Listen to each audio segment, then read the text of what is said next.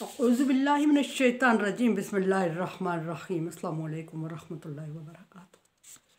सूरह हज है मेरे सामने और सूरह हज की आयत नंबर 40 है, पारा नंबर 17 है और रुकू नंबर 14 है। आयत नंबर 39 में अल्लाह तबारक व तआला ने इजाज़त जहाद का जिक्र फरमाया कि अल्लाह तबारक व तआला ने मोमिनों को जहाद की इजाज़त दे दी, इसलिए कि वो मज़लूम हैं। अब यहाँ मज़लूमियत की वजह ज़िक्र की जाएगी कि मुसलमानों को क्यों मज़लूम कहा गया और मज़लूम होने की वजह क्या है। आयत नंबर 40 में देखते हैं, अल्लज़ीना उख़रिजू मिन दियारिहिम बग़ैरि हक़्क़, इसलिए मज़लूम हैं कि नंबर 1 कि उन्हें उनके घर से बग़ैर घर बार से या वतन से बग़ैर किसी वजह के निकाला गया। पीछे मैंने अर्ज़ की कि मुसलमान मक्के में थे और तरह तरह की ज़्यादतियों का शिकार थे और जहाद करना चाह रहे थे, लेकिन तादाद में कम होने की वजह से अल्लाह तबारक व तआला उनको जहाद की इजाज़त नहीं दे रहा था। एक फार्मूला ज़िक्र हुआ कि मुसलमान कितनी तादाद में हों तो कितनी तादाद में दुश्मनों के मुकाबले में आ सकते हैं। तो वो फार्मूला ज़िक्र करते हुए सूरह अनफाल में अल्लाह तबारक व तआला ने फरमाया कि पहले ये था कि 10 के मुकाबले में 2, और अब ये है कि 20 के मुकाबले में 10। कुछ इस तरह का फार्मूला ज़िक्र, तादाद ज़िक्र हुई कमोबेश। अब ये फरमाया कि वजह बयान फरमाई कि मुसलमानों को बग़ैर किसी वजह के घर बार और वतन छोड़ने पे मजबूर किया गया है, यानी वो मक्का छोड़ के मदीने में आबाद हो चुके थे। और मक्का छोड़ने पे नबी सल्लल्लाहु अलैहि वसल्लम को इस कदर दुख हुआ कि आप सल्लल्लाहु अलैहि वसल्लम आप दीदा हो गए और फरमाया कि मक्का तो मुझे बहुत अजीज़ है, मैं तुझे छोड़ना नहीं चाहता, लेकिन तेरे बासियों ने मुझे रहने नहीं दिया। सो ये हिजरत का जिक्र हुआ। और यहाँ फरमाया कि बग़ैर हक़ के उन्हें मुल्क छोड़ने पे मजबूर किया गया। याद रहे कि पिछली आयत में मैंने जिक्र अर्ज़ की कि जहाद और जंग में फ़र्क होता है। यहाँ वतन छोड़ने का जिक्र हो रहा है तो छोड़ने को हिजरत कहते हैं। हिजरत और नकल मकानी में भी इसी तरह फ़र्क होता है जिस तरह जहाद और जंग में फ़र्क होता है। नकल मकानी दुनियावी अगराज की खातर की जाती है और हिजरत अल्लाह तबारक व तआला के दीन की सरबुलंदी के लिए की जाती है। और ये उस वक्त इजाज़त होती है जब मुसलमान तादाद में कम हो और गैर मुस्लिम हुकूमत के महतहत रह रहे हों और उन्हें अपने दीन के तर्ज़ अमल पर ज़िंदगी गुजारने ना दी जा रही हो। फरमाया कि इल्ला अन यक़ूलू रब्बुनल्लाह, कसूर बग़ैर कसूर के बग़ैर किसी वजह के उन्हें वतन छोड़ने पे मजबूर किया गया, घर बार छोड़ने पे मजबूर किया गया।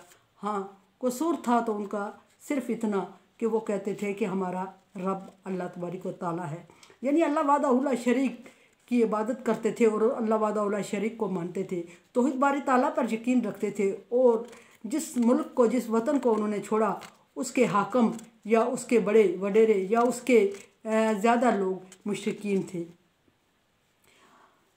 अल्लाह तबारक व तआला आगे फरमा रहे हैं कि लौला दफ़ाउल्लाह अन्नास बाज़ुहुम बिबाज़, अगर अल्लाह तबारक व तआला लोगों को एक दूसरे के हवाले कर दे और लोग एक दूसरे की खातर ऐसा करने लगे, एक दूसरे को मुल्क छोड़ने पे मजबूर करने लगे, तो लहुदिमत स्वामिउ व बैउन व सलावात वल मसाजिद, तो तमाम गिरजे, तमाम इबादत गाहें, माबद और सारे मस्जिदें ये गिरा दी जाएँ।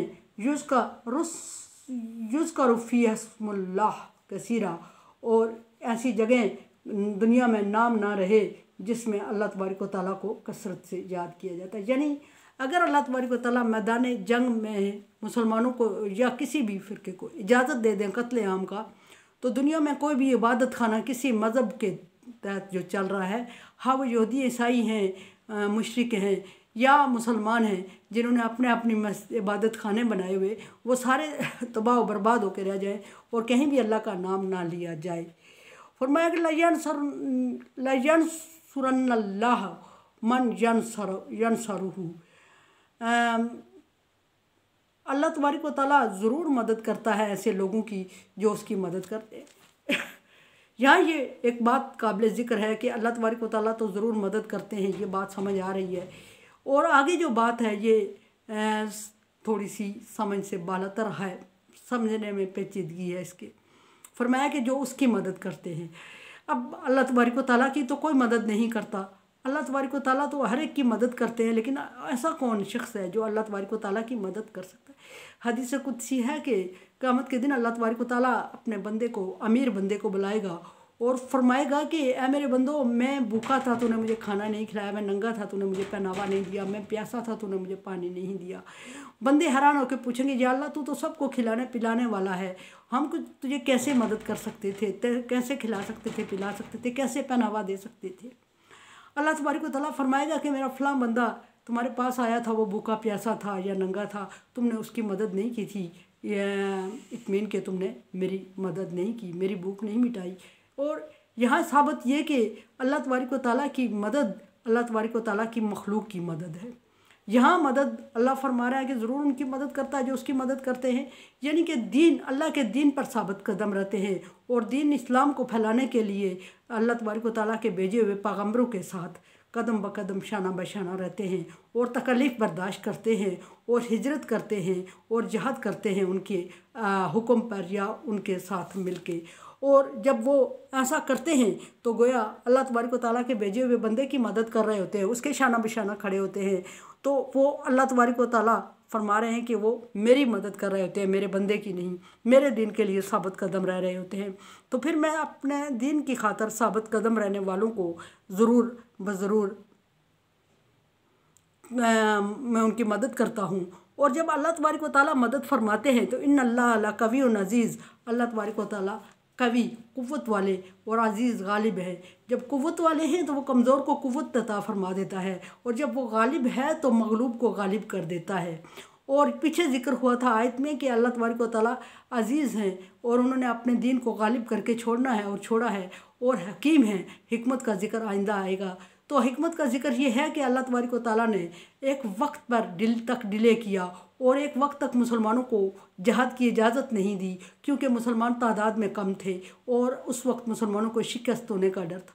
शिकस्त फिर भी ना होती, क्योंकि मदद अल्लाह, वमन नस्रु इल्ला मिन इंदिल्लाह, मदद अल्लाह की थी और जीतना था। लेकिन एक बात ये थी कि अल्लाह तबारक व तआला ने एक हिकमत से ये बात साबित करनी थी कि मुसलमानों की तादाद के मुताबिक कुफ़ार पे गालिब करना था मुसलमानों को, ताकि कुफ़ार का ये घमंड और तकब्बर टूट जाता कि हम ज़्यादा तादाद में हैं, हम जरी लश्कर हैं और हम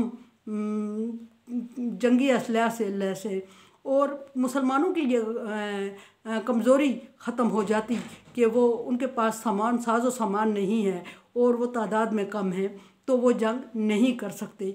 और मुसलमानों की हिकमत ये कि मुसलमानों की हौसला अफजाई मकसूद थी कि इतने कम मुसलमान अल्लाह तबारक व तआला की मदद से इतने ज़्यादा कुफ़ार के लश्कर पर गालिब आ सकते हैं, और कुफ़ार के तकब्बर को तोड़ना मकसद था। ये हिकमत थी कि कुफ़ार ये ना समझें कि जंगें साजो सामान से और तादाद से जीती जाती हैं, बल्कि ये साबित हो जाए कि जंग तवक्कुल और भरोसे पर और अल्लाह तबारक व तआला की पर ईमान रखने की कुव्वत से जीती जाती है। ये हिकमत थी जंग जीतने की। और अब मुसलमानों की तादाद थोड़ी ज़्यादा हुई तो मुसलमानों को अल्लाह तबारक व तआला ने मैदान बदर में उतारा, और फिर फरिश्ते भी नाज़िल फरमाए, और फिर अपनी मदद का ऐलान भी किया और मुसलमानों को जितवाया। और इसमें हिकमत थी, और कुफ़ार के गुरूर को तोड़ा। अबू जहल जैसे बड़े जंगजू को माज और माऊद जैसे अनाड़ी बच्चों ने कत्ल किया। कुफ़ार का गुरूर खाक में मिल गया और मुसलमानों की हौसला अफजाई हुई।